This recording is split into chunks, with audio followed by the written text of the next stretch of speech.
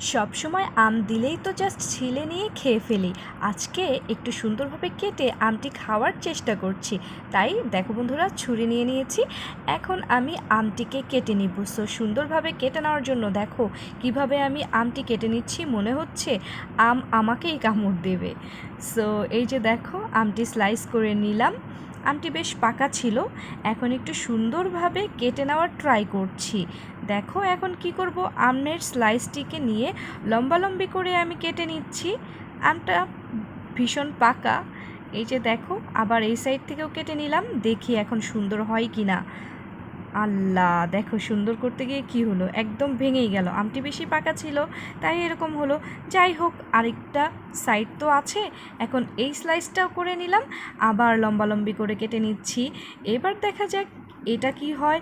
So বন্ধুরা, সবাইকে জানাচ্ছি শুভ সকাল। সবাই কেমন আছো অবশ্যই জানাবে, আর ভিডিওটি ভালো লাগলে লাইক কমেন্ট ও শেয়ার করো। যে যেখান থেকে দেখছো ফলো আর সাবস্ক্রাইব করে পাশেই থেকো। এই যে দেখো কেটে নেওয়া হয়ে গেছে। এটা যাও আগে থেকে একটু সুন্দর হয়েছে।